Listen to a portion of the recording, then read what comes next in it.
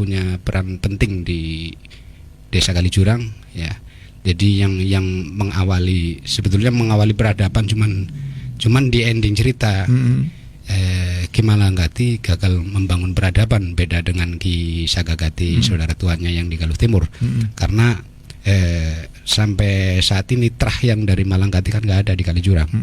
Ya karena satu-satunya anak harus berumah tangga kembali ke Kediri, dan sampai tua, sampai akhir hayat Ki Malanggati itu nggak punya keturunan di Kalijurang. Jadi di Kalijurang dan Galuh Timur ini yang peradabannya memang ada sangkut pautan ceritanya gitu. Iya, orang tua kami atau narasumber kami yang menceritakan bahwa Kalijurang Galuh Timur itu satu saudara. Maksudnya yang diperankan oleh Ki Sagagati. Sagagati Malanggati itu kan kakak beradik. Kakak beradik. Terus perbedaannya memang mencolok bahwa Ki Malanggati karakternya polos, lugu, dan memang menggaung-gaungkannya harus bertani dan bertani. Tapi beda dengan Ki Sagagati yang sosok sangat cerdas, sehingga kalau dikait-kaitkan dengan generasi berikutnya, kok kenapa Kalijurang belum banyak yang jadi sarjana, belum banyak yang jadi PNS dan sebagainya, tapi kok Galuh Timur udah. Memang kalau dilihat dari karakter orang tuanya ya, atau trah yang dari dulunya, Ki Sagagati orang cerdas. Ki Sagagati ini kakaknya? Iya, saudara tuanya. Saudara tuanya Ki Malanggati ini yang di Kalijurang. Iya, walaupun ada satu versi atau versi lainnya yang menyebutkan bahwa Ki Sagagati itu adiknya Ki Malanggati, tapi ada argumen yang lebih yang kuat bahwa Ki Sagagati itu saudara tua atau Galuh Timur itu saudara tuanya Kalijurang. Dan cuman kenapa sih katanya Kalijurang itu perempuan atau wadon lah. Terus maksudnya gini, Galuh Timur ya. Karena Ki Sagagati punya anak perempuan, tapi Ki Malanggati punya anak laki-laki. Ya. Jadi trah dari Malanggati memang di Kalijurang nggak ada.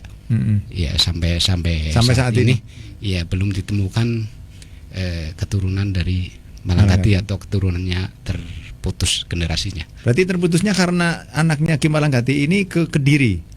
Iya, berumah tangga dengan di wilayah Kediri, dan Ki Malanggati sampai akhir hayatnya nggak punya keturunan lagi. Oke, ya ngomong-ngomong ini mengenai Ki Malanggati dan Ki Sagagati ini memang cerita ini kalau memang betul legenda ini betul nyata, berarti memang prasasti ataupun jejak kayak makam dan lainnya ini memang di Kalijurang ada makam Ki Malanggati dan Ki Sagagati di Galuh Timur atau seperti apa? Iya, cuman sampai saat ini kita tahu bahwa kuburan atau makam Ki Malanggati memang di situ sih, tepatnya di Leduk ya, atau Lemah Gugur. Oh, memang ada, berarti ada. Bahkan sampai sekarang masih utuh, bersih. Ya, alhamdulillah masih bersih, dan kita juga kemarin napak tilas ke makam beliau. Kami yang meyakini bahwa memang dari dulu orang tua kami menceritakan bahwa ini loh makam Malanggati gitu. Berarti memang cerita ini memang betul-betul karena ada makamnya ini memang diyakini memang itulah awal mula Kalijurang ini, orang Kalijurang pertama yang singgah, atau memang dilahirkan di situ, atau sosok yang datang secara pendatang atau seperti apa Ki Malanggati ini?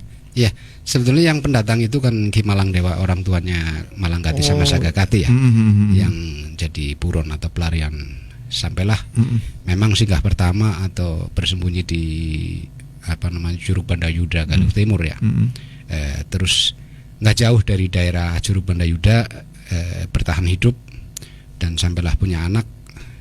Cuman setelah Ki Malangdewa menjelang ajalnya kan membagi wilayah garapan ya. Garapan. Mungkin kalau ada yang bilang wilayah kekuasaan ya entahlah, yang jelas garapan Ki Malanggati berarti kan Kalentung ke selatan. Tapi kalau Kisah Gagati berarti Kalen Tungtung ke utara. Utara. Maksudnya yang dinamakan Kalen Tungtung itu kan perbatasan Galuh Timur Kali Jurang kayak gitu loh. Oh, dan itu sekarang masih ada? Masih ada tempatnya. Oke, ini luar biasa, dan cerita ini untuk teman-teman untuk pembuatan cerita ini sampai berapa episode yang sudah dilakukan? Yang sudah tayang berarti kan 13 episode ya. Dan juga target kami juga 15, bahkan kemungkinan banyak ada faktor ya, ada faktor tertentu yang menyebabkan mulurnya atau membengkaknya episode tersebut kan. Kadang-kadang kan pas namanya juga kumpulan dari anak muda yang ingin berkarya ya. Terus siapa sih yang bayar? Kita nggak punya kekuatan untuk besok harus syuting. Ya, sementara kan mereka ya kita fleksibel aja bahwa karena semata-mata memang niat sukarela atau relawan semua. Iya. Ya, kita ke Mas Agung selaku editor di Kali Jurang Story ini. Ya, Mas Agung, ini kan teman-teman dari pemain, kemudian dari pemain dan semuanya mungkin peralatan dan lain sebagainya untuk di film Kali Jurang Story ini memang betul-betul mereka awal ya. Mereka orang-orang awal yang baru terjun, ibaratnya memang terjun di syuting ataupun di seni gitu. Iya, memang semua juga tidak ada punya pengalaman di bidang seni, khususnya di seni peran gitu. Seni peran, iya betul. Bahkan ada yang niat mau nonton saja di situ ketika syuting, langsung ditunjuk suruh main, mau. Jadi semua juga ya berawal dari niat tulus lah, tidak ada, maksudnya tidak punya pengalaman apa-apa di bidang seni peran, jadi mau aja, ya udah ayo mau. Dan itu untuk para pemainnya sendiri diambil dari warga masyarakat sekitar atau ada yang daftar atau seperti apa, Mas? Awalnya sih berawal dari kelompok ya. Kelompok. Dari sekitar, cuman berjalannya waktu kita mencoba merekrut pemain dari masing-masing wilayah, Mas. Dari masing-masing tiap-tiap RW kita rekrut minimal 1 orang apa 2 orang untuk perwakilan. Iya, ikut bermain di film itu. Iya, yang jelas Kali Jurang Story itu kan bukan milik perorangan, bukan milik kelompok kecil ya. Jadi Kajais itu milik warga Kali Jurang secara keseluruhan ya. Seutuhnya gitu ya. Jadi kita nggak pengen monoton dari RW 3 atau RW 4 ya. Jadi setiap safari atau nonton bareng keliling. Ada acara nonton barengnya. Awal untuk publikasi ya kita nonton bareng, untuk ngopi bareng, tapi kita putar layar lebar. Terus tapi di Mukodimah kita selalu menyampaikan Kali Jurang Story ini milik masyarakat Kali Jurang semua. Jadi silahkan siapa yang berminat pengen ikut main ataupun ikut bergabung, silahkan. Sampai saya mungkin terlalu berlebihan ya, bahwa kenapa sih modal jadi artis harus latihan, casting dan sebagainya. Terus saya nggak mungkin bisa, semua bisa ya. Adapun penilaian masyarakat, wah filmnya jelek atau aktingnya kurang bagus, namanya juga semua otodidak ya, nggak ada yang punya bekal di seni peran itu. Iya. Bahkan tidak ada briefing, langsung saja. Iya. Ketika memang spontanitas gitu ya. Iya, spontanitas semua. Jadi ketika mau syuting itu tidak ada briefing. Kamu nanti begini maksudnya. Berarti diserahkan seutuhnya ke yang pemain itu. Iya, bahkan ada banyak kesulitan kalau memang kayak yang terlalu sepuh ya. Kita kan butuh. Oh, ada juga yang sepuh. Tarya yang paling senior, bahwa kita butuh pemeran tua. Nah, sementara ya mohon maaf, kita kan petani ulung ya, yang hari-harinya pegang cangkul. Ya pasti bisa kita dikte per bait, kita dikte di dialognya. Iya. Tapi setelah ini hasil kerja keras editor kita, Mas Agung, sehingga ya layaklah dikonsumsi, layaklah ditonton publik. gitu. Oh, jadi ini Mas Pak Tarya ini. Tarya. Pak Tarya ini berarti pemain yang paling senior, berarti paling sepuh lah ibaratnya. Iya, benar. Nah, ini perannya sebagai apa ini? Ya, pemeran di KKM Mati Kerama yang di Banyumas, dan kita sangat merasa memiliki aset yang luar biasa. KJS itu punya Kitarya, sosok tua yang tak pernah lelah, termasuk membangun. Kita coba bikin studio alam pun, ya, Kitarya punya peran penting yang cari ilalang tiap hari tanpa diupaya, tanpa dikasih apa-apa. Beliau luar biasa untuk pengen mewujudkan Kali Jurang yang lebih baik. Oh, berarti Kali Jurang Story ini memang sudah punya studionya sekarang? Ya, alhamdulillah. Ya, walaupun masih proses, tapi kita mencoba, karena tadinya sebetulnya sih mau bikin satu gubuk 4 sisi yang berbeda atau 4 penampilan, karena kita capek gerilya tiap syuting cari gubuk kosong. Nah, kita coba bikin gubuk, tapi kok melihat lokasinya agak lumayan bagus, ada nilai jualnya. Oke lah, kita pemanis dengan spot foto ataupun foto booth ya, terus kayak taman-taman gitu, sehingga kok kita juga sempat keheranan, loh kok gubuk sederhana kayak gini bisa jadi booming, bisa jadi tiap hari pengunjung, layaknya lokasi wisata. Bahkan kalau hari Minggu hampir nyentuh angka 200 orang pengunjung ya memang masih gratis. Oh, memang masih gratis. Emang betul-betul dikunjungi sama pengunjung itu di studio alam itu? Tiap hari. Wih, luar biasa. Kemarin ada yang dari Cilacap, ada yang dari Banjarnegara. Tahu dari mana? ya kurang tahu, intinya kok dengan tiba-tiba benar di sini ada taman, ada. Terus pagi-pagi sampai hari Jumat, kapan lah rombongan ibu-ibu 3 kudas dari Bumayu. Ya pagi-pagi banget.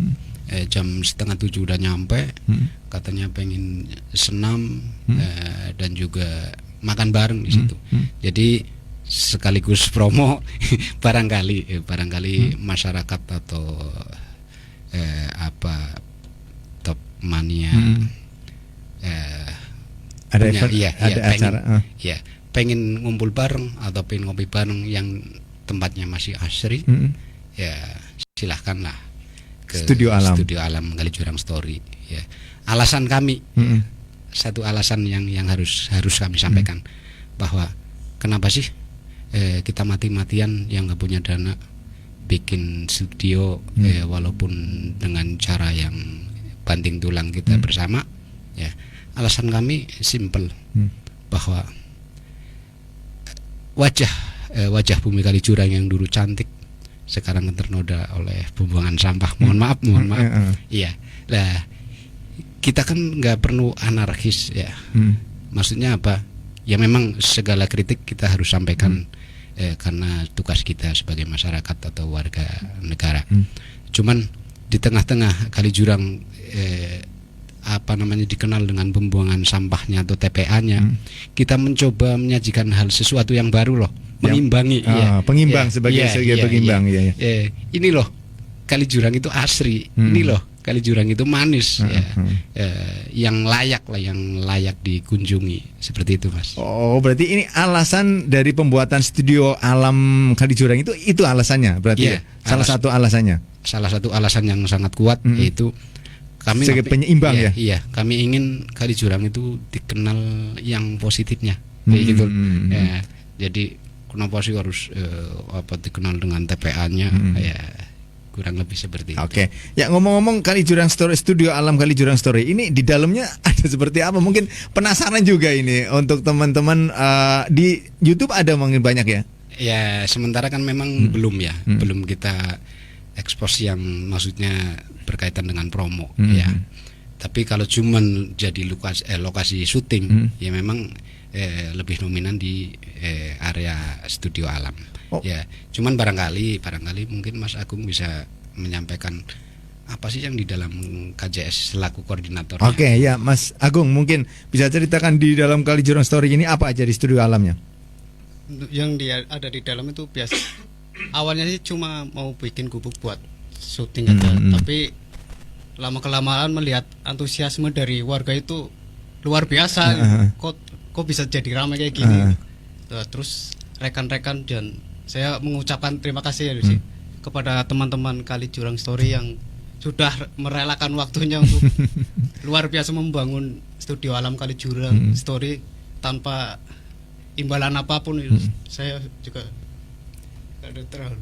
Iya, yang jelas di dalamnya yang patut barangkali yang penasaran. Intinya pertama tempatnya sangat asri, masih betul asri itu ya.